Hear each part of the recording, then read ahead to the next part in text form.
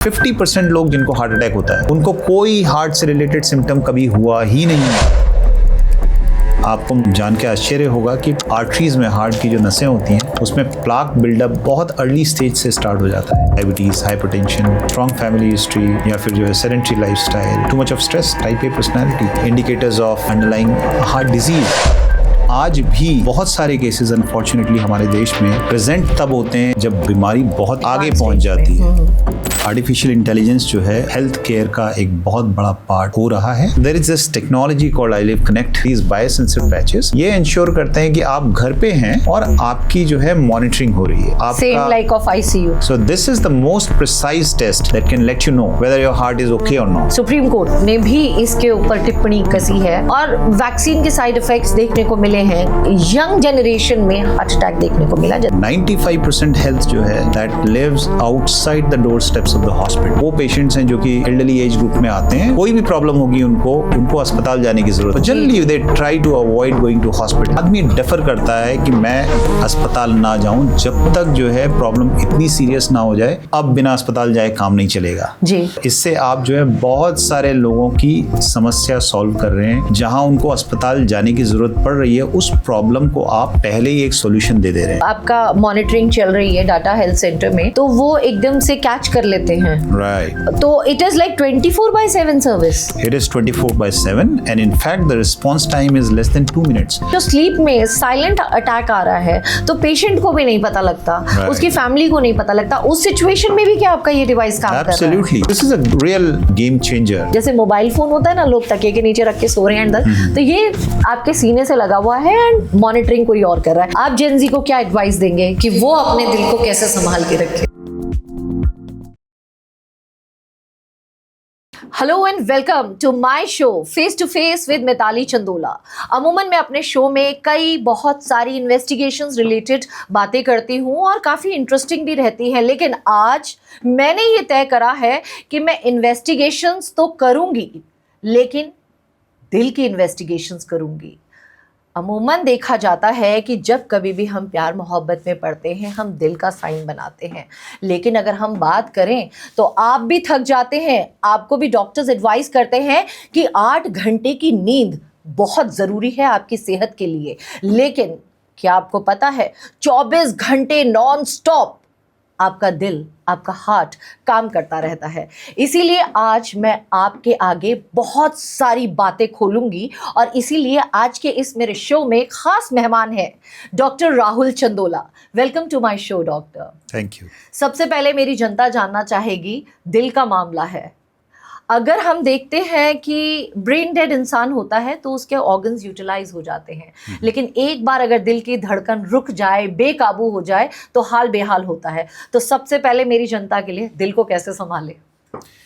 देखिए, दिल एक ऐसी चीज़ है जो बहुत ही वाइटल ऑर्गन है और एक ही ऐसा ऑर्गन है जो कि अगर आप देखें कि जो लगातार काम कर रहा है। एक साल में बिलियन टाइम्स बेसिकली वो हार्ट जो है आपका बीट कर रहा है और पूरी लाइफ टाइम में it just keeps on beating, contracting, right, और कभी रुकता नहीं है। जब से आप जो है दिल का फॉर्मेशन होता है माँ के पेट में और तब से लेके जब तक आपकी आखिरी सांस होती है, just keeps on beating. So this is something very very phenomenal, और अगर जो है यही हार्ट जो है कोई प्रॉब्लम होती है इसमें, तो वो एक तरह से जो है अगर हार्ट रुकता है वो 2 या 3 सेकंड लगेंगे और उसके बाद जो है पूरी लाइफ का अंत हो जाएगा।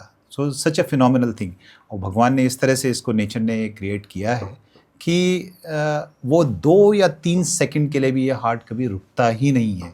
This is something very amazing. और यही एक चीज़ है जो आपको इस पर्टिकुलर ऑर्गन के लिए जो है एक अट्रैक्शन, खासतौर से मेरे साथ तो यही हुआ कि वो अट्रैक्शन जो है हार्ट के लिए इसीलिए हुआ कि एक बड़ा विस्मित करने वाला जो है एक ऑर्गन है, सरप्राइजिंग है, मिस्टीरियस ऑर्गन है और इसके बारे में सब कुछ जानना हर किसी के बस की बात नहीं है। डॉक्टर साहब, यहाँ पे एक सबसे इंटरेस्टिंग बात मैं आपसे जानना चाहती हूँ। जब हम भी छोटे थे तो बहुत सारी हमारी भी मन में फैसिनेशंस थी कि हम ब्यूरोक्रेट बनेंगे, हम डॉक्टर बनेंगे, हम ये। आपको ऐसा बचपन में क्या इंसिडेंट था या क्या ऐसा आपका जो है मोहब्बत एकदम से आ गई कि no I am gonna be the top most surgeon, और आज की तारीख में तो आपका कोई सानी नहीं है, यू आर लीडिंग। तो पर्टिकुलरली हार्ट के ऊपर ही क्यों, ऐसा क्या अट्रैक्शन था कि आपको लगा कि no I will be the master of human heart and मैं Right. इस दिल को ठीक करूंगा? राइट। सो देखिए क्या होता है कि जिस टाइम पे हमने मेडिसिन चूज की थी, बहुत सारे ऑप्शंस नहीं थे, यू नो, बहुत ही लिमिटेड ऑप्शंस थे। इधर you can be a doctor और अ इंजीनियर और may be a lawyer, you know. Competitive atmosphere था। साथ के जो हमारे जो फ्रेंड्स थे वो मोस्टली जो है मेडिसिन में इंटरेस्टेड थे, और हम भी जो है बचपन से जो है एक थोड़ा सा था कि जो है मैं BHL में पला बड़ा हूँ। अक्सर जो है बीमार होने पे जो है BHL हॉस्पिटल जाते थे, तो डॉक्टर्स जिनको दिखाने जाते थे एक बड़ा अच्छा लगता था। पेशेंट्स जो है लाइन में वेट कर रहे हैं, डॉक्टर साहब जो थे वो बड़े ही कूल थे, बहुत ही एक कहेंगे कि बहुत ही अच्छे तरीके से वो, हाँ हाँ, काम एंड कंपोज, बहुत अच्छे तरीके से वो पेशेंट्स को डील करते थे। उनका बात करने का तरीका बहुत अच्छा था, पेशेंट को बड़ा सेटिस्फेक्शन होता था उनसे मिलने के बाद। तो अस्पताल जाने में दिक्कत नहीं महसूस होती थी, ऐसा लगता था कि ठीक है कुछ नहीं होगा तो डॉक्टर साहब से मिल के आ जाएंगे। He was very jolly nature. So उसी से थोड़ा सा जो है ये लगा कि ये प्रोफेशन बहुत अच्छा है। एक तरफ तो आप जो है लोगों की हेल्प कर रहे हैं और साथ में उनको अच्छा फील करा रहे हैं, वो आपसे मिलने के बाद जो है खुश होके जाता है पेशेंट जो है, और उसको जो है सोल्यूशन मिल रहा है। आप उत्तराखंड देवभूमि से आते हैं और आज की तारीख में आपने जो है वर्ल्ड वाइड अपना नाम का परचम फैलाया है, उत्तराखंड का भी नाम एंड आपकी अपनी खुद की फैमिली का भी। तो ये जो पूरी जर्नी थी, कितने चैलेंजेस थे? बिकॉज अगर मैं बात करूं तो जब भी टेक्निकल एंड हार्डेस्ट सर्जरी की जब बात आती है तो वी जनरली टॉक कि हार्ट सर्जरी हो गई, न्यूरो सर्जरी हो गई, ब्रेन सर्जरी हो गई, एंड उससे भी ज़्यादा जब ऑर्गन ट्रांसप्लांट, क्योंकि हमने आपकी कई चीज़ें देखी हैं कि जनरली हम लोग एक्शन के मामले में हम स्टंट्स देखते हैं, पुलिस एक्शंस देखते हैं और तमाम चीज़ें, लेकिन आपके लिए वो बकायदा ग्रीन कॉरिडोर खुला रहता है और आप जो है मतलब एक डोनर से लंग्स लेकर आ रहे हैं, हार्ट लेकर आ रहे हैं, एंड देन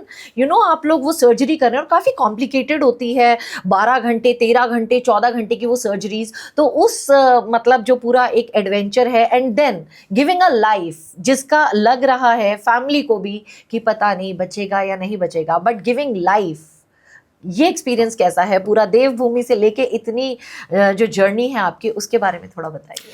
देखिए मैं उत्तराखंड से हूँ, BHL टाउनशिप हरिद्वार में जी। वहीं हमारी अपब्रिंगिंग हुई। और अक्सर क्या होता है कि उस टाइम पे जो जैसा मैंने कहा कि जो है ऑप्शंस बहुत लिमिटेड थे बच्चों के पास। आज तो जो है बहुत सारी चीज़ें खुल गई हैं, और अभी जो है यू नो बच्चों के पास इतने ऑप्शंस हैं और बहुत अच्छे ऑप्शंस हैं। उस टाइम पे लिमिटेड ऑप्शंस थे। एनी हाउ हम आज बात करते हैं कि मेडिसिन बहुत कॉस्टली है और जो है बच्चों को जो है मेडिसिन में जो है डालना बहुत मुश्किल है।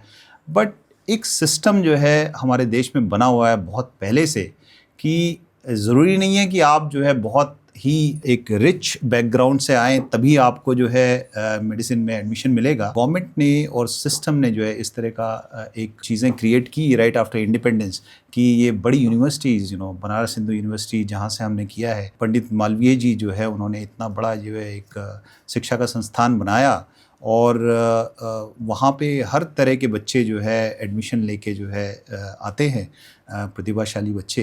तो आपको जो है ज़रूरी नहीं है, आपको जान के बड़ा आश्चर्य होगा मेडिसिन की पूरी पढ़ाई में कितना खर्चा होता है।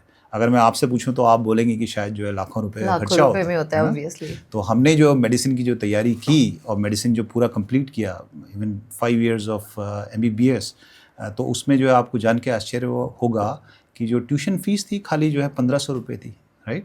सो पूरा MBBS हमारा जो है 1500 रुपये में हुआ है।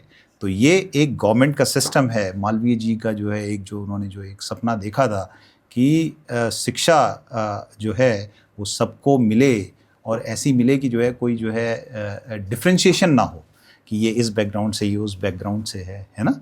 तो ये एक बड़ी कमाल की चीज़ है। और कोई ऐसा नहीं है कि जो है अगर आपको मेडिसिन की पढ़ाई करनी है तो आपको जो है एक पर्टिकुलर बैकग्राउंड से होना, आपको बहुत रिच बैकग्राउंड से आना है। आपके पास बहुत पैसा होना चाहिए। बट आई ऐसा मस्ट नहीं टेल है। यू, आप बनारस हिंदू यूनिवर्सिटी की बात कर रहे हैं और एक बार हमें भी भाई ये लगा था कि फैमिली प्रेशर था, स्पेशली मेरे फादर की तरफ से कि मेडिसिन की पढ़ाई कीजिए, तब CPMT PMT हुआ करता था। तो BHU क्रीमी लेयर, मतलब ये कहा जाता था कि जिनके पास दोस्तों आप ब्लेस्ड, उनका सिलेक्शन BHU में होता था, क्योंकि भले ही आप कह रहे हैं कि आपका पूरा MBBS 1500 रुपीज़ में हुआ है, बट वो जो कंपटीशन है, आई थिंक टफेस्ट कंपटीशन हुआ करता था। BHU क्लियर करना अपने आप में बहुत बड़ा चैलेंज और बात हुआ करती थी उस ज़माने में, जी। जबकि मैं बात कर रही हूँ। लेकिन हाँ, ये है कि भले ही वो 1500 रुपये की आपकी कंप्लीट एजुकेशन है, बट जो आज की तारीख में आप हिंदुस्तान को दे रहे हैं, वर्ल्ड को दे रहे हैं, वो एक अपने आप में बहुत बड़ी चीज़ है। तो कई सारी चीज़ें होती हैं लाइफ में। How complicated you feel with the heart surgery? ऐसे कौन कौन से कॉम्प्लिकेटेड केसेस आपने डील करे हैं जहाँ पर आपको खुद को लग रहा था बीइंग अ डॉक्टर कि 50-50 चांसेस हैं, बहुत कॉम्प्लिकेटेड है, कि मैं पेशेंट को बचा पाऊँगा या नहीं बचा पाऊँगा? वो कौन से ऐसे आपकी लाइफ के इवेंट्स हैं? राइट। सो देखिए क्या होता है, हार्ट सर्जरी अपने आप में ही काफ़ी कॉम्प्लिकेटेड ऑपरेशन होते हैं। अगर आप देखें जर्नी हार्ट सर्जरी के एवोल्यूशन की, अराउंड 50s में स्टार्ट हुआ, ओपन हार्ट सर्जरी।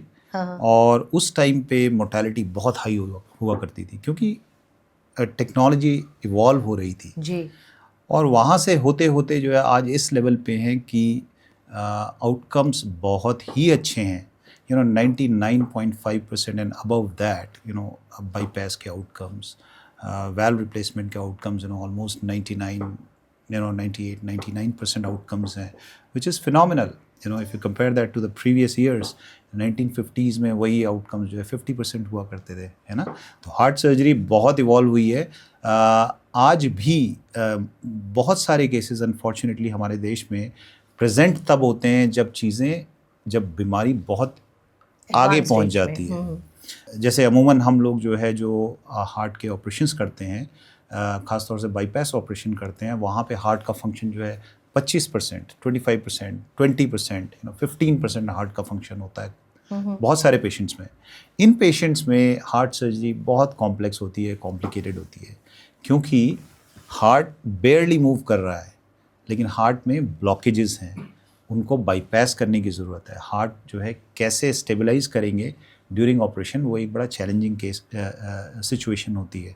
परंतु टेक्नोलॉजी इतनी इवॉल्व हो गई है, surgical experience over a period of time इतना जो है इवॉल्व कर चुका है कि हम लोग डिस्पाइट इसके कि जो है इतने कॉम्प्लेक्स सिनेरियोज होते हैं, आउटकम्स बहुत अच्छे होते हैं, so post op outcomes are satisfying. ये सभी केस अगर आप देखें, अगर हार्ट फंक्शन जो है 20% है, उसमें आप बाईपास कर रहे हैं, या फिर जो है कंबाइंड प्रोसीजर कर रहे हैं, मरीज़ को बाईपास भी होना है, वाल्व रिप्लेसमेंट भी होना है, होता है एओर्टा भी रिप्लेस होनी है। सो कॉम्प्लेक्स ऑपरेशंस हैं, और साथ में हार्ट का फंक्शन इतना कम है, सो ये बहुत कॉम्प्लेक्स ऑपरेशंस होते हैं। बट फॉर्चुनेटली चीज़ें इतनी इवॉल्व हो गई हैं, सर्जिकल एक्सपीरियंस इतना इवॉल्व हो गया है, training has improved tremendously, right? So all of that is leading to very good outcomes in these patients. आप अभी टेक्नोलॉजी की बात कर रहे हैं, और जिस तरीके से हम देखें तो अभी AI भी आ गया है, एंड टेक्नोलॉजी मेडटेक जो है अगर देखा जाए इंटरनेशनल लेवल पे काफ़ी पीक पर है, इवन उसके शेयर्स भी काफ़ी ज़्यादा हाई जाते हैं। तो बीइंग अ डॉक्टर मैं आपसे ये जानना चाहती हूँ कि टेक्नोलॉजी का आप कैसे इस्तेमाल कर रहे हैं? देखिए, आर्टिफिशियल इंटेलिजेंस जो है अब हेल्थ केयर का एक बहुत बड़ा पार्ट हो रहा है, और आगे आने वाले टाइम में मेरा ऐसा मानना है कि अगर आप AI को इंटीग्रेट नहीं करते हैं हेल्थ केयर में, तो आप बहुत पीछे रह जाएंगे। बहुत बहुत मैसिव लेवल पे आप जो है ह्यूमंस को, लाइक हेल्थ को आप जो है इम्पैक्ट कर सकते हैं, अगर आप AI को अपने वर्क फ्लोज में इंटीग्रेट करें। डॉक्टर साहब, मेरे कई फ्रेंड्स हैं सब वर्किंग है, आपको भी पता है आज की तारीख में दोनों कपल वर्किंग होते हैं, तो घर पे बड़े बुजुर्ग जो होते हैं उनका जो ओल्ड एज कंपेनियन है वो कोई नहीं रहता। कई लोग ऐसे हैं बहुत मेहनत करके अपने बच्चों को पढ़ा लिखा के विदेश भेजते हैं, so they are earning a good amount, लेकिन कहीं ना कहीं एक स्ट्रेस उन बच्चों को भी रहता है जो बाहर काम कर रहे हैं, क्योंकि उनके पेरेंट्स जिन्होंने सब कुछ करा है वो उनकी जो हेल्थ जर्नी है, ओल्ड एज जर्नी है, उसका वो पार्ट नहीं बन पाते हैं।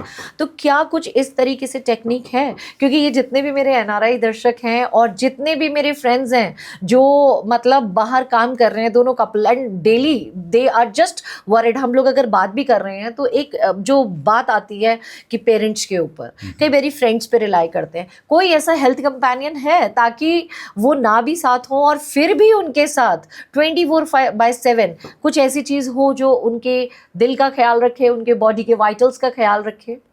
देखिए, अभी जो हेल्थ की हम बात करते हैं, जी। हेल्थ को इक्वेट किया जाता है when the patient gets inside the hospital, हाँ जी।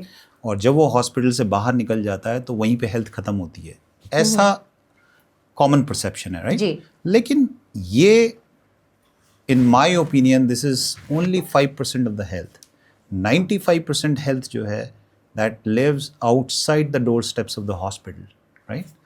तो इस 95% ऑफ हेल्थ को अनफॉर्चुनेटली कोई एड्रेस नहीं कर रहा है, जबकि ये मेजॉरिटी ऑफ हेल्थ है, राइट?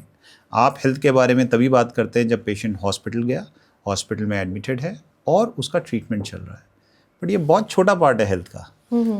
आप अगर जो है एल्डरली केयर की बात करें, जितने भी वृद्ध लोग हैं, जीरियाट्रिक पॉपुलेशन है, साथ में जो है बहुत सारे लोग, मेजॉरिटी पॉपुलेशन जो क्रॉनिक हेल्थ कंडीशन के साथ रह रही है, जैसे hypertension, diabetes, underlying heart disease, COPD, asthma, musculoskeletal problems, ये बड़ी कॉमन प्रॉब्लम्स हैं, और बहुत सारे पॉपुलेशन जो है वो इन प्रॉब्लम्स के साथ रह रही है। साथ में जो जीरियाट्रिक पॉपुलेशन है, जितने एल्डरली लोग हैं 70s, 80s, 90s में, हाँ, जैसे लाइफ एक्सपेक्टेंसी बढ़ रही है तो लोग जो है लंबे टाइम तक जी रहे हैं, लेकिन वो मॉर्बिडिटीज़ के साथ रह रहे हैं। उनको हाइपरटेंशन है, डायबिटीज़ है, joint x and skeletal problem, musculoskeletal problems हैं। तो इन सारी प्रॉब्लम्स के साथ वो अपनी लाइफ लीड कर रहे हैं। अगर उनको कोई एक हेल्थ कंपेनियन मिलता है, कोई एक टेक्नोलॉजी ऐसी है, कोई एक सर्विस ऐसी है जो इंश्योर कर रही है कि उनकी प्रोएक्टिव हेल्थ मॉनिटरिंग हो रही है, and at the same time उनको हर समय मेडिकल टीम अवेलेबल है, तो नथिंग लाइक इट। जहाँ पे जो है ये AI के आने से एक सर्विस है जिसको iLive कनेक्ट बोलते हैं हम जी। उसमें क्या किया है कि हमारी जो प्रॉब्लम है वो ये पेशेंट्स हैं जो कि क्रॉनिक हेल्थ कंडीशंस के साथ रह रहे हैं, जी। वो पेशेंट्स हैं जो कि जो एल्डरली एज ग्रुप में आते हैं और दे हैव वन और अदर प्रॉब्लम। अब इन लोगों के लिए क्या सोल्यूशन है? कोई भी प्रॉब्लम होगी उनको अस्पताल जाने की जरूरत पड़ती है, और generally they try to avoid going to hospital. Hospital, हाँ, बहुत लोग हॉस्पिटल जाना एक तरह से बड़ा एंजाइटी प्रोवोकिंग सिचुएशन है। कई लोगों के BP बढ़ जाते हैं हॉस्पिटल के नाम से। BP बढ़ जाते हैं, एंजाइटी होती है, और आदमी डेफर करता है कि मैं अस्पताल ना जाऊं जब तक जो है प्रॉब्लम इतनी सीरियस ना हो जाए कि अब बिना अस्पताल जाए काम नहीं चलेगा। जी। दूसरा क्या होता है कि जब आप घर पे हैं और प्रॉब्लम्स से सफ़र कर रहे हैं, हाइपरटेंशन, डायबिटीज़, या फिर जो है आपको COPD, एस्थमा, लंग की तमाम तरह की प्रॉब्लम्स हैं, उनसे सफ़र कर रहे हैं, कुछ ना कुछ इवेंट्स आपको होते रहते हैं जी। बट आप हॉस्पिटल जाना अवॉइड कर रहे हैं और वो प्रॉब्लम कंपाउंड होती जा रही है, बढ़ती जा रही है। अगर आपको वहाँ पे कोई एक तरीका हो जिससे जो है आपकी प्रोएक्टिव हेल्थ मॉनिटरिंग हो रही है, और जहाँ पे भी जो है प्रॉब्लम आपकी जो है बढ़ रही है, तुरंत आपको जो है डॉक्टर की मदद मिल जाए, एक्सपर्ट्स की मदद मिल जाए, तो ये एक ऐसी सिचुएशन है जो कि एक विन विन सिचुएशन है। True. और इससे आप जो है बहुत सारे लोगों की समस्या सॉल्व कर रहे हैं, उनको अस्पताल जाना ही ना पड़े, और प्रॉब्लम जहाँ उनको अस्पताल जाने की ज़रूरत पड़ रही है उस प्रॉब्लम को आप पहले ही एक सॉल्यूशन दे दे रहे हैं, राइट? तो iLive कनेक्ट का जो आपने मुझे बताया है, ये काम कैसे करता है, और क्या खाली ये हमारे हार्ट का ही कंपेनियन है या इसमें हम लोगों के और वाइटल्स हैं? बिकॉज सारी नर्वस सिस्टम पूरा जुड़ा रहता है। आजकल देखो तो आप शुगर के कितने सारे पेशेंट्स हैं, हार्ट का प्रॉब्लम है, कई बारी क्या होता है आर्टरीज को लेके ब्लॉकेजेस आ जाती है, ब्रेन स्ट्रोक भी आ जाता है। तो ये डिवाइस काम कैसे करता है? देखिए, ये एक तो iLive कनेक्ट बेसिकली एक कंटिन्यूटी केयर प्लेटफॉर्म है। This is one and only platform in the world in the sense that this is a doctor-led continuity care platform. So what it means is कि आप जो है suppose hospital में admit थे जी और आपको heart attack आया था या फिर कोई मेजर सर्जरी हुई थी या फिर आप आईसीयू में थे, सीसीयू में थे, अब घर जा रहे हैं। तो जब तक आप अस्पताल में थे तब तक तो आपकी केयर होती रही, आपको डॉक्टर्स नर्सेज हर समय देखते रहे जी। लेकिन जब आप घर जा रहे हैं तो आपको देखने वाला कौन है? सो 25% कॉम्प्लिकेशंस जो होते हैं वो होते हैं with in first month of hospital discharge. After getting discharge from the hospital with in initial first month 25% complications होते हैं। इन कॉम्प्लिकेशंस को अवॉइड किया जा सकता है अगर एक कंटिन्यूटी केयर प्लेटफॉर्म हो। कहने का मतलब है कि एक ऐसा सिस्टम हो जिसमें मरीज़ घर गया है लेकिन उसकी लगातार मॉनिटरिंग हो रही है, उसका सारा डेटा जो है एक कमांड सेंटर में आ रहा है जहाँ पे डॉक्टर्स उस डेटा को पूरा एनालाइज कर रहे हैं और देख रहे हैं कि कहीं पे भी कुछ एबनॉर्मल डेटा है, एबनॉर्मल वाइटल्स अगर जो है आइडेंटिफाई होते हैं तो डॉक्टर्स इमीडिएटली रिस्पॉन्ड करें और पेशेंट को बताएं कि ये प्रॉब्लम है और अब इसका सोल्यूशन ये है। सो जैसे ही मतलब आपका मॉनिटरिंग चल रही है डाटा हेल्थ सेंटर में तो वो एकदम से कैच कर लेते हैं, राइट? तो it is like 24/7 service. It is 24/7 and in fact the response time is less than 2 minutes. So what that means is कि अगर जो है, सो बेसिकली iLive Connect में क्या है कि FDA अप्रूव्ड डिवाइसेस हैं। सो डिवाइस क्या होता है, वो वायरलेस बायोसेंसर टेक्नोलॉजी है। So this is like a chest ECG patch, but patch में जो है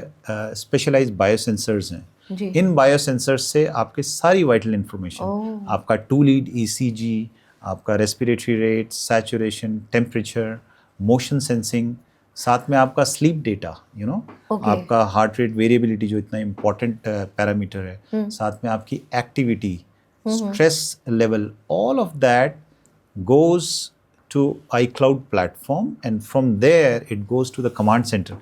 Command center में जो है वो बहुत सारे पेशेंट्स की एक साथ मॉनिटरिंग हो रही है। जो डॉक्टर्स बैठे हैं वहाँ, they are all very highly specialized doctors, So out of curiosity, one very important thing which I want to know, आपने कहा 24/7 डॉक्टर्स की भी वो है, बट कई बार मैंने देखा है कि मतलब कई लोग सोते हैं, सोते सोते उनकी डेथ हो जाती है।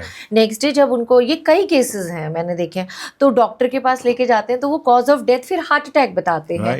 तो जैसे मतलब जो स्लीप में साइलेंट अटैक आ रहा है तो पेशेंट को भी नहीं पता लगता, उसकी फैमिली को नहीं पता लगता, उस सिचुएशन में भी क्या आपका ये डिवाइस काम कर रहा है? Absolutely. So that's the thing. So patient जो है घर पे है, हाँ जी, उसने वो डिवाइस बायोसेंसर पैच लगा है उसको, and there is a wrist band also. दोनों से जो है वाइटल इंफॉर्मेशन जो है कमांड सेंटर में जा रही है। नाउ कमांड सेंटर में जो डॉक्टर्स हैं, बिकॉज उसमें AI इंटीग्रेट किया गया है, उसमें प्रेडिक्टिव एनालिटिक्स इंटीग्रेट किए गए हैं, उसमें जो है हर व्यक्ति का एक डिजिटल ट्विन जो है वो फॉर्मुलेट किया गया है। So this is the 24/7 companion. Yes. So what is happening is patient की फिजियोलॉजी जो है में थोड़ा सा भी चेंज आता है तो वहाँ पे जो है वो रिफ्लेक्ट होता है कमांड सेंटर में। सपोज पेशेंट का रात में जो है सडनली जो है BP शूट होता है, या फिर जो है उसको जो है हार्ट रेट अचानक से बढ़ता है उसका, या फिर ब्रीदिंग डिफिकल्टी होती है, डिस्ट्रेस होता है, या फिर सैचुरेशन डाउन होता है, या फिर शुगर्स अप एंड डाउन होते हैं। तो ये सारी चीज़ें वहाँ पे कमांड सेंटर में रिफ्लेक्ट होती हैं। और वो रिफ्लेक्ट कैसी होती हैं? Because of biosensors, right? Biosensors are communicating the entire vital information to the command center. Now what is happening is command center mein the doctors are getting to know about the patient many a times much ahead of the time. So even if the patient doesn't knows what's going on with him, doctors know that there's something wrong going on with the patient. So for example, जैसा आपने example दिया, अगर patient को कोई ऐसा event हो रहा है जो कि heart attack जैसे, right? So even if the patient doesn't knows कि क्या हो रहा है, वहाँ डॉक्टर्स को उसका पूरा ECG दिख रहा है, और ECG में चेंजेस आइडेंटिफाई हो रहे हैं। ECG में उनको ST सेगमेंट चेंजेस दिखाई देंगे, राइट? एंड हार्ट रेट में जो है वेरिएबिलिटी दिखाई देगी, जिससे जो है MI, जो नॉर्मली ट्रेडिशनली हम MI ऐसे ही हार्ट अटैक ऐसे ही डायग्नोज करते हैं, बट प्रॉब्लम ये है कि हम जो अभी ट्रेडिशनली डायग्नोज करते हैं वो ये मरीज को प्रॉब्लम हुई, इतनी सीवियर प्रॉब्लम हुई कि वो अस्पताल आया, अस्पताल में आपने ईसीजी लिया and then you diagnose heart attack, right?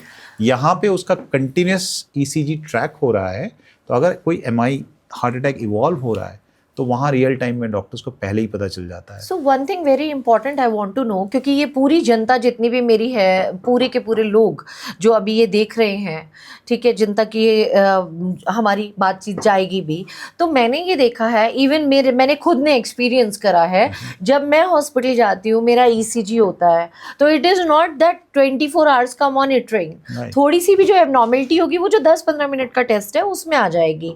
उससे एडवांस क्या करते हैं, टीएमटी करवा देते हैं, तो उसमें भी वो मतलब वॉक करवाएंगे ट्रेडमिल पे एंड ऑल, तो वो हमारी मॉनिटरिंग के बेसिस पे वो हमारा पूरा एक हेल्थ रिपोर्ट दे देते हैं।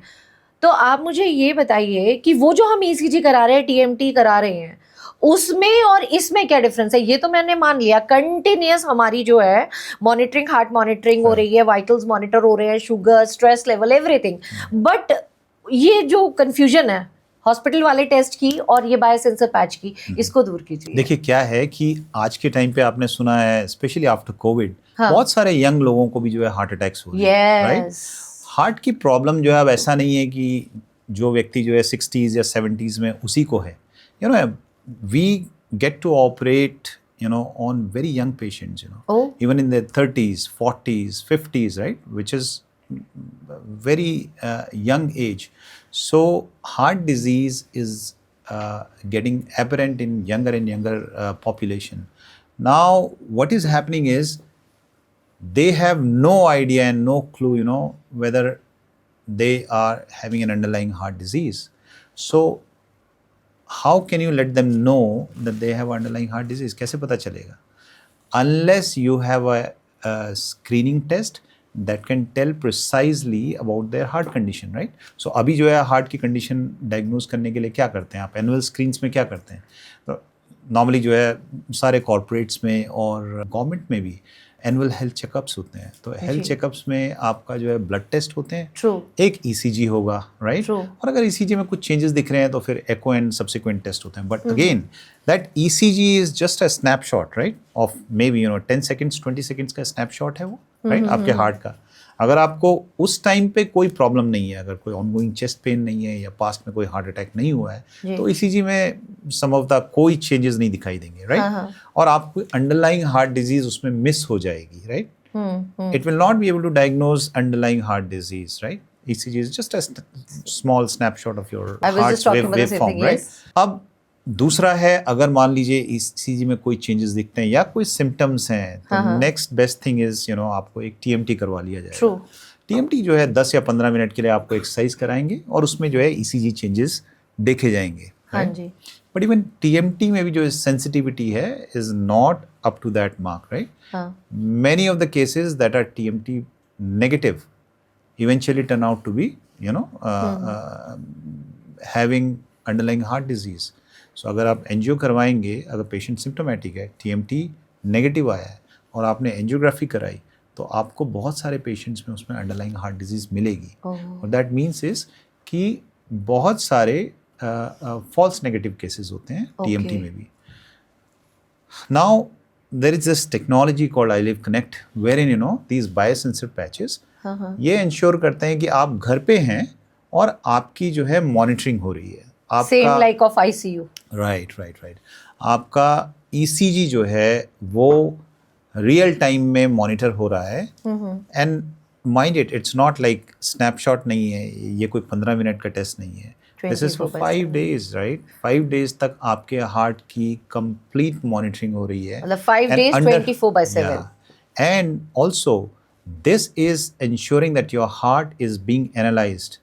The waveforms are being analyzed under all physiological conditions, right? When you are sleeping, while you are eating, while you are working, या फिर जो है आप अंडर स्ट्रेस हैं या कोई एक्सरसाइज कर रहे हैं, तो हर फिजियोलॉजिकल कंडीशन में आपके हार्ट की ट्रैकिंग हो रही है for 5 days 24/7.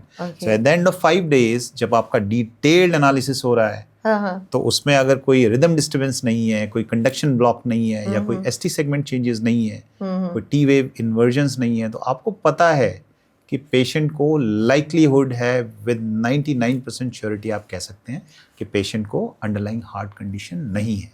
right? Okay. So this is the most precise test that can let you know whether your heart is okay or not, so right? One thing very interesting I want to know, आपने अभी patients की बात करी है, अभी मैं patients की बात नहीं करूंगी, मेरे को पब्लिक की बात करनी है। Right. और पब्लिक के बारे में मैं जानना चाहती हूँ। पेशेंट्स को तो आप डिस्चार्ज करते हैं उस टाइम पे, आप अपनी 24/7 की 5 Right. डेज की मॉनिटरिंग कर रहे हैं, but what about the public? क्योंकि Right. मैं आपको एक अपना एक्चुअल केस बताती हूँ। मेरे ऑफिस में, जगह आई एम अ जर्नलिस्ट, तो ऑफिस में एक बड़ा क्योटिक सिचुएशन रहती है एंड बहुत ज़्यादा वर्क प्रेशर रहता है।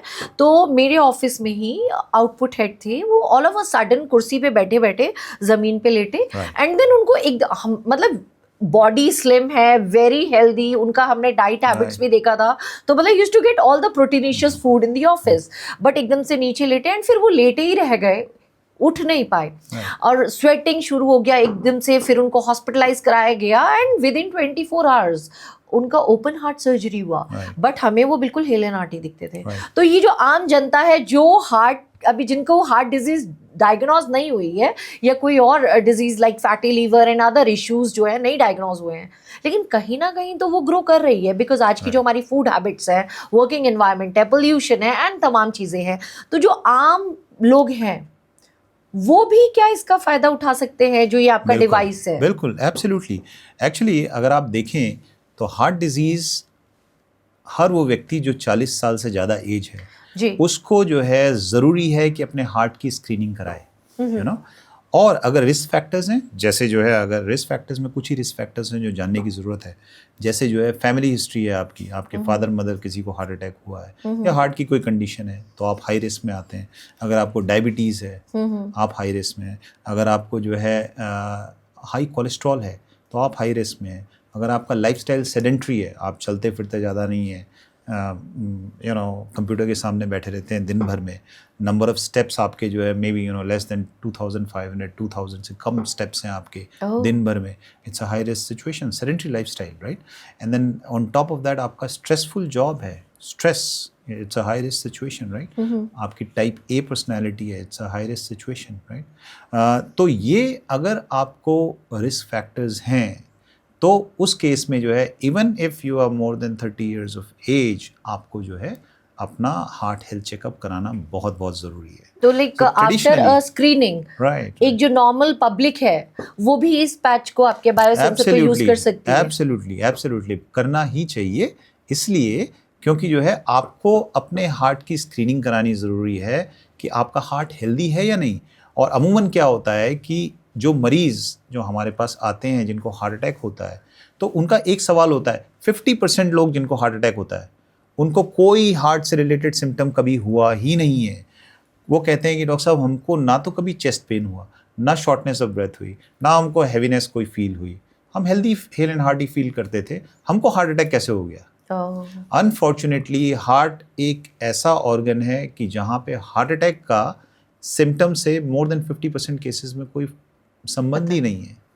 वन वेरी इंपॉर्टेंट थिंग जो मैं आजकल स्टडी कर रही हूँ और देखती भी हूँ कई लोगों को, एंड इनफैक्ट आपके इंटरव्यू को प्रिपेयर करने के लिए मुझे भी काफ़ी मेहनत करनी पड़ी, पढ़ना पड़ा। मैंने देखा है इवन लाइक जिस ऑर्गेनाइजेशन में हम लोग काम भी करते थे पहले, मैक्सिमम लोगों को फैटी लीवर की प्रॉब्लम होती है। तो फैटी लीवर मतलब ग्रेड 1 तो बहुत लोगों में मिल जाता है, लेकिन when it comes to grade 3 कई लोग ऐसे हैं जो अल्कोहल कंज्यूम नहीं करते हैं। One of my boss was also having a 3rd grade fatty liver, उसके बाद सिरोसिस। सो उनके खान पान का तो सारा चीज़ें डिस्टर्ब हो गई, and then visceral fat accumulation and all, ये सारी चीज़ें थी। तो कहीं ना कहीं चेस्ट की तरफ को प्रेशर बनता है, पेन होता है। तो क्या फैटी लीवर, ब्लड शुगर, ये सब भी हार्ट डिजीज़ की तरफ जो है इंसान को ले जा सकते हैं अगर टाइमली इनका भी चेक नहीं हुआ? और क्या ये जो डिवाइस है ये इस चीज़ में भी हेल्प कर सकता है डिटेक्शन में? बिल्कुल। देखिए ये सब क्या है, ये सब लाइफस्टाइल मेटाबॉलिक डिसऑर्डर जिसको बोलते हैं उसी का पार्ट है, right. Heart disease, diabetes, they're all part of metabolic syndrome, right? Obesity, that's a part of metabolic syndrome. और अगर आप देखें तो आपका stress, high cholesterol, sedentary lifestyle, metabolic syndrome, they're all interrelated, right? The food that you take, consume, ये सब interrelated हैं basically.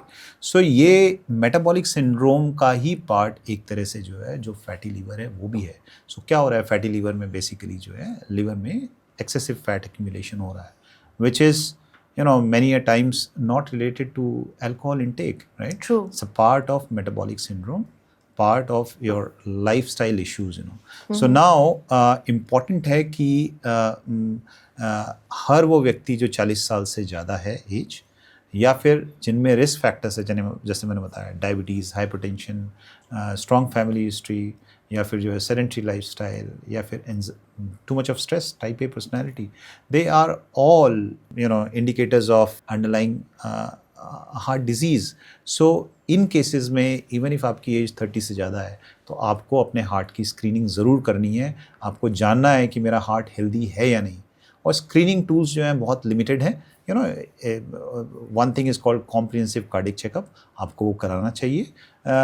Fortunately we have something like I live connect now, wherein आपके हार्ट की कंप्लीट स्क्रीनिंग हो रही है, और not only as a snapshot, not only for 10 minutes, 15 minutes, it's a complete 5 days of screening. और उसके लिए आपको हॉस्पिटल नहीं जाना है. आप जहाँ पे हैं, आप घर पे हैं, चाहे आप वर्क प्लेस पे हैं, आपकी जो है छोटे बायोसेंसर पैच से जो है आपके पूरे हार्ट की स्क्रीनिंग हो रही है. And the end of 5 days you are being told with certainty कि आपको अंडरलाइंग हार्ट डिजीज़ है या नहीं है. So this is a real game changer. So one very important thing, आप 40 एंड अबव की बात कर रहे हैं. मैंने कई केसेस में देखा है children are born with heart disease, और कोविड स्पेशली बहुत ही मतलब लाइक कोविड वैक्सीन वगैरह भी ली है. और अगर अभी मैं बात करूं, सुप्रीम कोर्ट ने भी इसके ऊपर टिप्पणी कसी है, और वैक्सीन के साइड इफ़ेक्ट्स देखने को मिले हैं. यंग जनरेशन में हार्ट अटैक देखने को मिला, जैसा हमने डिस्कस भी करा. छोटे छोटे जो बच्चे हैं उनमें भी ये चीज़ आ रही है, हार्ट अटैक की प्रॉब्लम आ रही है. 20s 30s ले ले, क्या उनके लिए भी ये लगा सकते हैं? और जैसे 4-5 साल के बच्चे हैं, if they are dealing with a heart disease, heart problem, तो क्या छोटे बच्चों के लिए भी ये हम लगा सकते हैं? देखिए, छोटे बच्चों में जो हार्ट डिजीज़ है मोस्टली कॉन्जेनिटल हार्ट डिजीज़ होती है जी. इधर related to some birth defects, mostly related to birth defects, right? Okay. So उनमें they are born with that. हाँ हाँ. वो एक्वायर्ड डिजीज़ नहीं है. जो छोटे बच्चे, एज यू ग्रो ओल्डर, आपको जो है एक्वायर्ड हार्ट डिजीजेस हो रही हैं, right? In your 30s 40s, more so in 50s 60s, right? वो एक्वायर्ड कार्डियोवैस्कुलर डिजीज़ है. सो वहाँ पे जो है स्क्रीनिंग का बहुत बड़ा रोल है. कॉन्जेनिटल हार्ट डिजीज़ में यू हैव टू आइडेंटिफाई कि ये किस वजह से है, हार्ट में कौन सी वो कंडीशन है जिसकी वजह, जैसे हार्ट में कहीं होल है जिसको हम ASD बोलते हैं या VSD बोलते हैं, या फिर ब्लू बेबी सिंड्रोम होता है जिसमें जो है बच्चा जो है ब्लू रहता है, because of certain conditions like TOF, right? So या TGA जिसको बोलते हैं हम, transposition of great arteries. So ये प्रॉब्लम्स होती हैं जो कॉमन प्रॉब्लम्स हैं बच्चों में कॉन्जेनिटल हार्ट डिजीज़. सो वो एक डिफरेंट सिचुएशन है. ये एक्वायर्ड कार्डियोवैस्कुलर डिजीज़ हैं जिसमें हार्ट में मोस्टली जो है ग्रेजुअल प्लाक बिल्डअप होता है और हार्ट की आर्टरीज में ब्लॉकेज ग्रेजुअली बिल्डअप होता है. आज से 3-4 डेकेड्स पहले ऐसा जो है उन लोगों में देखने में आता था जो अपने 50s 60s 70s में होते थे. आज सिचुएशन चेंज हो गई है. अब more and more younger people are coming up with this plaque buildup in the arteries and ultimately leads to heart attacks. Doctor Rahul, एक चीज़ बहुत इम्पॉर्टेंट है, ये मिथ है या इस मिथ से आप पर्दा उठाइए. कोविड का दौर बड़ा टफ दौर था और उस टाइम पे मैंडेटरी था, गवर्नमेंट की तरफ से भी वैक्सीन लग रही थी, कोविशील्ड, कोवैक्सीन, जो भी मतलब इसको कोविड को लेकर था. तो उसमें एक मैं बहुत इंपॉर्टेंट चीज़ जानना चाहती हूँ. कई लोग कंप्लेंट कर रहे हैं कि उनको हार्ट ट्रबल्स हो रहे हैं, हार्ट रिलेटेड प्रॉब्लम आ रही है. उसके बारे में आप क्या कहेंगे as a doctor? Covid vaccine अगर आप देखें कि एक बहुत स्मॉल परसेंटेज है जिनको साइड इफ़ेक्ट्स हुए या ऑनगोइंग साइड इफ़ेक्ट्स हैं, बहुत ही स्मॉल परसेंटेज है. बट आप देखें कि मिलियंस ऑफ लोगों की जान बचाई है कोविड वैक्सीन ने, राइट? सो ये बात सही है कि कोविड वैक्सीन के कुछ साइड इफ़ेक्ट्स रहे हैं, बट वो साइड इफ़ेक्ट्स जो है इतनी कम पॉपुलेशन में हुए हैं as opposed to the number of lives that have been saved. So अगर कोविड वैक्सीन नहीं दी जाती तो मिलियंस ऑफ डेथ होती है अक्रॉस द वर्ल्ड, राइट? हाँ। उसके मुकाबले में जो साइड इफेक्ट्स है वो बहुत छोटे अमाउंट, छोटी पॉपुलेशन को हो रहे हैं, राइट? साइड इफेक्ट्स क्या और हार्ट पे क्या इम्पैक्ट है? राइट। सो हार्ट पे इम्पैक्ट देखिए, कोविड वैक्सीन को डायरेक्टली लिंक करना हार्ट के साइड इफेक्ट से ये जस्टिफाइड नहीं होगा at this stage unless we have further studies, right? But what we know is कि कोविड, जिन लोगों को कोविड हुआ, एटलीस्ट मॉडरेट या सीवियर इंटेंसिटी का कोविड हुआ, उनमें जो है हार्ट में प्लाक फॉर्मेशन, एथेरोजेनेसिस जो है वो एटलीस्ट 18 to 24 मंथ्स तक इंक्रीज्ड एथेरोजेनेसिस देखी गई। माने कि जिनको कोविड हुआ, मॉडरेट या सीवियर लेवल का कोविड हुआ, उनके हार्ट में प्लाक बिल्डअप ज़्यादा देखा गया। एज अ रिजल्ट आपने, और एक प्रो इन्फ्लेमेटरी स्टेट रही। एज अ रिजल्ट आपने सुना होगा कि यंग लोगों में जो हार्ट अटैक्स हो रहे हैं, ट्रू, यंग लोगों में जो हार्ट की प्रॉब्लम्स हो रही हैं, that could be a consequence of that along with other factors, right? Okay. But ये कहना कि वो कोविड वैक्सीन की वजह से है, ये कहना शायद एट दिस स्टेज जस्टिफाइड नहीं होगा। वैसे मैंने बचपन से लाइक एक चीज़ सुनी है, prevention is always better than cure. और अगर हम गवर्नमेंट की भी बात करें तो एआई टेक्नोलॉजी को लेके इनफैक्ट अब तो गवर्नमेंट जो है सोवरेन एआई की बात कर रही है। और जिस तरीके से डेवलपमेंट है डिजिटल इंडिया, एंड हमारे प्रधानमंत्री नरेंद्र मोदी का एक सपना है to turn India into a digital thing, तो मेड टेक जो टेक्नोलॉजी है वो एक ब्लेसिंग के रूप में आएगी। क्योंकि मैंने अभी देखा है, पहले जो हमारे बड़े बुजुर्ग थे उनकी एज जो होती थी 90+, अब वही एज स्पैन जो है 75 to 80 के बीच में आ गया है। तो ये जो आपने अभी टेक्नोलॉजी बताई है, कई लोगों की साइलेंट हार्ट अटैक से डेथ हो जाती है, कई लोगों को हॉस्पिटल ले जाते हो जाता है। अगर 24/7 आपके साथ आपका एक कंपेनियन है तो I am telling you, prevention is always better than cure. आप इसको प्रिवेंटिव मेजर्स की तरह भी यूज कर सकते हैं, और ऑन एडवाइस ऑफ डॉक्टर आपकी जो है क्रिटिकल कंडीशन जल्दी से डिटेक्ट हो जा सकती है और आप और भी लंबा जी सकते हैं। तो आई थिंक कि जो एक कहावत है उसको अब प्रैक्टिकल करने का टाइम आ गया है। हमें जो है प्रिवेंटिव मेजर्स को भी अब ऑप्ट करना चाहिए। स्पेशली जेनजी है तो जेनजी इन सब चीज़ों में आजकल देखा है आपने, आधे लोग डॉक्टर्स हैं, कैसे हाफ ऑफ द टाइम कुछ पढ़ेंगे एंड एकदम से चैट जीपीटी, एआई, और फटाफट से दे विल, डॉक्टर का प्रिस्क्रिप्शन है उसके बारे में, और वो बिल्कुल डेप्थ और डिटेल में चले जाते हैं। तो अगर आज की बात करूं मैं जनरेशन एक्सेल के बाद, अब जब मतलब इतनी सारी जनरेशन्स आ गई, अब जो जेनजी है तो वो इतनी अवेयर है, they want to know everything, और उनको है कि ये प्रोएक्टिव मेजर्स क्या हैं, प्रिवेंटिव क्या हैं। तो उनके लिए ये जो है यूथ के लिए एक ब्लेसिंग के रूप में है कि डॉक्टर लेड है। सबसे बड़ी बात है, और भी डिवाइसेस मैंने देखी हैं, because I am into technology coverage and all also. तो जब देखूं तो this is the best part is कि it is doctor led and 24/7 you have a companion near your heart. जैसे मोबाइल फोन होता है ना, लोग तकिए के नीचे रख के सो रहे हैं अंदर, तो ये आपके सीने से लगा हुआ है एंड मॉनिटरिंग कोई और कर रहा है। डॉक्टर साहब, एक चीज़ तो ये है, लेकिन आपकी लाइफ की एक बहुत इंटरेस्टिंग चीज़ें हैं। अब तक आपने बहुत सारी सर्जरीज करी हैं, और आप ऐसी ऐसी जगहों पे जाते हैं जहाँ पर कई लोगों को कई चीज़ें नहीं पता।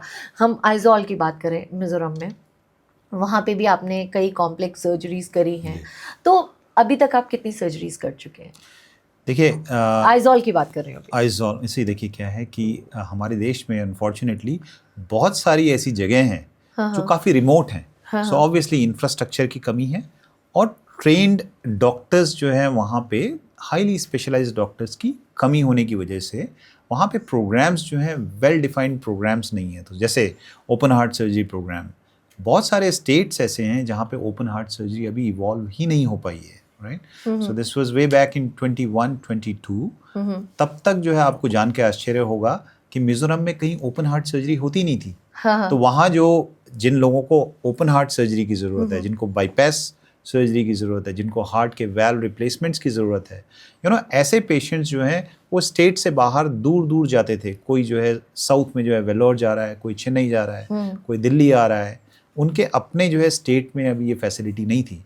लेकिन हमें ये बताने में काफ़ी खुशी होती है कि हम लोगों ने वहाँ पे जो है open heart surgery programme start किया, और आज जो है वहाँ पे रेगुलर ओपन हार्ट सर्जरीज हो रही हैं, रेगुलर बाईपासेस हो रहे हैं, और लोगों को जो है अपनी जगह से किसी और जगह नहीं जाना पड़ रहा है ओपन हार्ट सर्जरी या बाईपासेस कराने के लिए। तो ये एक तरह से हमें लगता है कि ये काफ़ी खुशी वाली बात है, एक तरह से सेटिस्फाइंग चीज़ है कि आप जो है उस जगह को कुछ ऐसा दे पाए जो वहाँ लोगों को काफ़ी मदद कर रहा है। उनको जो है आप समझे कि मरीज को एक तो जो है अपनी बीमारी की प्रॉब्लम है, एक तो प्रॉब्लम है उसको, है ना, हार्ट अटैक हुआ है या हार्ट के वैल्व खराब है या हार्ट की बीमारी से जूझ रहा है, ऊपर से एक एंजाइटी कि कहीं बहुत दूर जाना है, जाके इलाज कराना है, ऑपरेशन कराना है, उसमें खर्चा भी ऑलमोस्ट 3 या 4 गुना होगा उसका, है ना, और एंजाइटी अलग होगी, पूरे परिवार को जो है इतनी इनकन्वीनियंस होती है उसमें। और मरीज़ जो है ओपन हार्ट सर्जरी कराने अगर जो है किसी और स्टेट में जा रहा है, इतना दूर जा रहा है, तो ऑलमोस्ट जो है 15 से 20 दिन वो अपना जो है कम से कम जो है वो वहाँ पे पूरे परिवार को जो है अपना डिस्टर्ब करेगा, फैमिली को वहाँ लेके जाना पड़ेगा, खर्चा ऑलमोस्ट 3, 4, 5 गुना होगा, right. It's a major inconvenience. वही सारी चीज़ें उसको अपने स्टेट में, अपने सिटी में मिल रही है, कहीं जाना नहीं पड़ रहा है, खर्चा भी उसका बहुत ही लिमिटेड हो रहा है, और एक कन्वीनियंस एंजाइटी जो है वो काफ़ी दूर हो गई क्योंकि उसको अपनी जगह पे सारी ये सुविधाएं मिल रही हैं। तो अब तक ये काफ़ी सेटिस्फाइंग सर्जरीज आप वहाँ पर कर चुके हैं लगभग? नहीं, देखिए हमने अभी तक तो ओवरऑल मैं करीब 10,000 से ज़्यादा ऑपरेशन कर चुका हूँ। Oh my God, लेकिन जो अगर स्टेट की बात करें तो हम हर महीने वहाँ जाते हैं और जाके वहाँ पे ऑपरेशंस करते हैं। तो ऐसा हम पिछले ऑलमोस्ट 4 साल से कर रहे हैं। अच्छा, और जैसे मतलब मैं IHLD के बारे में भी जानना चाहूँगी, आप चेयरमैन हैं, तो उसके अंडर में इस तरीके की कॉम्प्लेक्स सर्जरी खाली आइजॉल में होती है? क्योंकि मैंने ये भी सुना है कि आपको बहुत खासा लगाव है बनारस से, और महादेव की नगरी है, वहाँ पे ज्योतिर्लिंग है, और बनारस आप अक्सर जाते हैं, आपके दिल की धड़कनें वहाँ से जुड़ी हुई हैं, तो बनारस को आप क्या क्या तोहफे में देकर आते हैं? देखिए, बनारस हमारे लिए बहुत इम्पोर्टेंट शहर है, इवन PM की भी कॉन्स्टिट्यूएंसी है। जी, क्योंकि बनारस में जो एक शिक्षा का इतना बड़ा संस्थान जो मालवीय जी ने जो है खड़ा किया, वो वाकई में बड़ा अनूठा संस्थान है, बनारस हिंदू यूनिवर्सिटी। और एक तरह का विश्व का इतना प्रतिष्ठित संस्थान जो मालवीय जी ने जो है एक सौगात दी है विश्व को, एक बहुत ही अलग चीज़ है। वहाँ पे जो हमारा इंस्टीट्यूट है बनारस हिंदू यूनिवर्सिटी जो है, सो वहाँ क्योंकि हमारी ट्रेनिंग हुई है वहाँ पे, तो एक अलग मायने रखता है हमारे लिए। वहाँ पे ओपन हार्ट सर्जरीज भी बहुत समय तक नहीं हो रही थी। मुझे बताने में बड़ी खुशी है कि वहाँ बीटिंग हार्ट सर्जरी प्रोग्राम जो है वो मुझे मौका मिला कि मैं वहाँ स्टार्ट करूँ, और वो मेरे लिए बहुत खुशी की बात थी कि मेरा अल्मा मैटर, मेरा जो जगह जहाँ से मेरे को शिक्षा मिली, वहाँ मुझे वो मौका भी मिला कि मैं वहाँ जाके जो है कोई एक अपना कंट्रीब्यूशन दे पाऊँ और वहाँ पे जो है बीटिंग हार्ट सर्जरी प्रोग्राम जो है स्टार्ट कर पाऊँ। तो मैं वहाँ जाता हूँ, ऑलमोस्ट पिछले काफ़ी सालों से वहाँ जा रहा हूँ, वहाँ OPD भी करता हूँ, वहाँ पे हम जो है अपनी सेवाएं देते हैं। सो one very important thing, Banaras की तो ये बात हुई, लेकिन देवभूमि का लड़का बनारस में भी अपनी जो है सर्विसेज दे रहा है। शिरडी भी जो है आप जाते हैं, और आपने मिजोरम जैसी जगह, तो कुछ एक आपका खासा लगाव है दिल का स्पिरिचुअल जगहों से, that you are giving this services. बिल्कुल। सो अपब्रिंगिंग हुई हरिद्वार में जी, वो भी स्पिरिचुअल जगह है, यू नो, गंगा किनारे, है ना। जी। और बनारस में जो है एजुकेशन हुई, तो बनारस भी जो है बहुत ही आध्यात्मिक जगह है। सो ऑब्वियसली बनारस से जुड़ाव इसलिए भी है क्योंकि बहुत यंग एज में आप वहाँ गए और आपने जो है ऑलमोस्ट 10 साल वहाँ पे जो है वहीं से जो है अपने MBBS MS किया, और फिर उसके बाद भी जो है हमारा जुड़ाव इसलिए रहा क्योंकि आना जाना लगा रहा, और बहुत सारे मरीज़ हमारे जो है बनारस के हैं जिनका हमने ओपन हार्ट सर्जरी, बाईपास जो है किए हैं। बनारस एक ऐसी जगह है जहाँ अगर आप 1 या 2 साल से ज़्यादा रुक जाते हैं जी, तो आप फिर उसको कभी भूल नहीं सकते। एक जुड़ाव है, एक जुड़ाव है जो आप महसूस करते हैं लाइफ लॉन्ग बनारस से। तो बनारस की अगर मैं बात करूं और महादेव की बात करूं मैं, तो ज्योतिर्लिंग है वहाँ पे, काशी विश्वनाथ है, मैं कई बार गई हूँ, दर्शन देखे हैं। और हमेशा से कहा जाता है, अगर आप हम लोग पढ़ते हैं तो महामृत्युंजय सभी ने सुना है, लेकिन मृत संजीवनी का आशीर्वाद भी जो है वो महादेव की तरफ से ही मिला है, और उसमें इतनी शक्ति होती है कि डेथ बेड पर भी अगर कोई है तो कहा जाता था पुराने ज़माने में कि मृत संजीवनी का पाठ करके मृत्यु को टाला जा सकता था और व्यक्ति को जीवित कर दिया जाता था। उसी तरीके का कुछ आपके अंदर भी मुझे देखने को मिला है, बिकॉज क्रिटिकल से क्रिटिकल सर्जरी आप बता रहे हैं, 15% 20% हार्ट की जो है कंडीशन है सर्वाइवल की बस, और बाकी डैमेज है, प्रॉब्लमेटिक हार्ट है, and you are curing it. तो आप मानते हैं कि महादेव की साक्षात कृपा है आप पे? जी देखिए, वो हम पर नहीं बल्कि हर उस डॉक्टर पे कृपा होती है जो कि किसी मरीज़ की लाइफ को किसी भी तरह से जो है चेंज करने की कोशिश कर रहा है। जी। मेरा ये मानना है कि आप किसी भी मरीज़ की जान आप नहीं बचा रहे होते, है ना? वो पीछे से कोई एक शक्ति है जो कि जो है आपकी मदद कर रहा है उस मरीज़ की जान बचाने में। डॉक्टर सिर्फ़ और सिर्फ एक माध्यम है ना? उसने ट्रेनिंग ली है, उसके पास बेस्ट ऑफ रिसोर्सेज हैं, पर पीछे से जो एक दिव्य शक्ति है, जी। वही जो है हेल्प करती है मरीज़ों की जान बचाने में। मेरा ऐसा मानना है। सो डॉक्टर साहब, एक जनरेशन है जिसको बिल्कुल इग्नोर नहीं किया जा सकता, दैट इज जेन ज़ी। तो आज का जो लाइफस्टाइल है, पोल्यूशन भी है, टेक्नोलॉजी भी है, इंटेलिजेंस भी है, मिलावटी खाना भी है, प्योर खाना भी है, पूरा का पूरा एक मिक्स कॉकटेल है। आप जेन ज़ी को क्या एडवाइस देंगे कि वो अपने दिल को कैसे संभाल के रखे? देखिए, सबसे इम्पॉर्टेंट चीज़ है कि हार्ट को हेल्दी रखने के लिए कुछ चीज़ों का ध्यान रख बहुत ज़रूरी है। एंड आई थिंक आपको ये जान के आश्चर्य होगा कि ऐसा नहीं है कि हार्ट की प्रॉब्लम जो है आफ्टर सर्टेन एज ही शुरू होती है। आर्टरीज़ में, हार्ट की जो नसें होती हैं, उसमें प्लाक बिल्डअप बहुत अर्ली स्टेज से स्टार्ट हो जाता है। इवन दो प्लाक बिल्डअप बहुत स्मॉल क्वांटिटी में होता है, लेकिन बिल्डअप शुरू हो जाता है जब बच्चा छोटा होता है, वहीं से बिल्डअप होना शुरू होता है। तो हमें ध्यान ये रखना है कि हम जो है अपने हार्ट का ध्यान बहुत अर्ली स्टेज से देना शुरू करें। सबसे इम्पॉर्टेंट है सेडेंटरी लाइफस्टाइल, उसको एकदम छोड़ दें। एक्सरसाइज एक पार्ट ऑफ रूटीन आपका लाइफ का होना चाहिए। आपको एक्सरसाइज डेली करनी है, एक फिक्स्ड टाइम आपको जो एक्सरसाइज को देना है, at least 150 minutes of exercise in a week आपका होना चाहिए, राइट। सेकंड जो चीज़ है, अपने खाने पे ध्यान दें। वो कोई भी खाना जो है अवॉइड करें जिसमें ट्रांस फैट हो, वो खाना अवॉइड करें जिसमें बहुत हाई अमाउंट्स ऑफ कार्बोहाइड्रेट्स हों। फ्राइड फूड या फिर जो है आपका जो है जिसमें तेल बहुत ज़्यादा हो, उसको आप अवॉइड करें। तो बहुत इम्पॉर्टेंट है। इसके अलावा जो है अपने खाने में जो है हमेशा वेजिटेबल्स, फ्रूट्स का एक अच्छा पोर्शन जो है इंटीग्रेट करें। स्ट्रेस एक मेजर फैक्टर है जो कि प्लाक बिल्डअप को प्रमोट करता है। तो हमें जो है वो मेथडोलॉजीज़ अपनानी है जिससे हम अपने स्ट्रेस को कम कर पाएँ।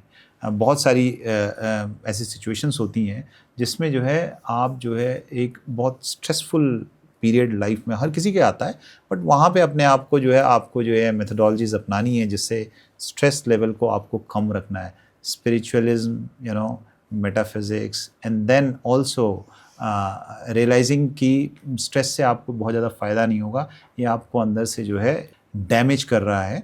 इतना अगर आपको नॉलेज है तो हार्ट डिज़ीज़ को काफ़ी हद तक टैकल कर सकते हैं। साथ में आपको ये ध्यान रखना है कि लाइफ को बहुत ऐसा नहीं लेना कि हर चीज़ को, हर इवेंट को आपको जो है रिस्पॉन्ड करना है। आपको जो है बहुत सारी चीज़ें पैसिवली देखनी है, रिस्पॉन्ड करने की ज़रूरत नहीं है, क्योंकि आप हर इवेंट को रिस्पॉन्ड करेंगे that provokes anxiety, stress and undue burden on your heart. चीज़ों को जो है थोड़ा सा लाइटली लेना है, हर चीज़ को रिएक्ट करने की ज़रूरत नहीं है। बहुत सारी चीज़ें आप जो है खाली ऑब्जर्व करते हैं तो उसी से जो है काम चलता है। उनमें रिएक्ट करना जो है आपके खुद के स्वास्थ्य के लिए, हार्ट के लिए स्पेशली ठीक नहीं है। Very informative podcast with you doctor साहब। लेकिन सबसे इंटरेस्टिंग बात जो मुझे अभी तक लगी और जो मुझे बहुत अट्रैक्ट कर रही है और अपील कर रही है, और वो भी मैं आप सब लोगों से शेयर कर रही हूँ, दिस बायो सेंसर पैच के बारे में। दिस इज समथिंग इंटरेस्टिंग क्योंकि हमारे दिल के करीब 24/7 मॉनिटरिंग होती है पूरे हेल्थ की, जो है एक तरह से वाइटल्स हमारे रीड आउट हो रहे हैं, and doctor at just 2 minutes away from you, जैसे ही कुछ हलचल हुई दिल में, दिमाग में, स्ट्रेस में, आपके शुगर लेवल्स हाई जाते हैं, तो आपको मॉनिटर किया जा रहा है। और मुझे ऐसा लगता है यंग जनरेशन बहुत कुछ ट्राई करती है, और अगर लेटेस्ट टेक्नोलॉजी आती है, सीरियसली मैं बता रही हूँ, मैं खुद लेटेस्ट टेक्नोलॉजी के गैजेट को यूज़ करना पसंद करती हूँ। तो मुझे ऐसा लगता है कि ये टेक्नोलॉजी को ज़रूर यूज़ करना चाहिए। अभी एआई समिट के दौरान हमने अपना परचम विश्व में लहराया है, लेकिन ये जो med tech doctor driven technology है, एक बायोसेंसर पैच, ये एक मस्ट ट्राई है। मेरे आज के शो में बस इतना ही, मुझे दीजिए इजाज़त।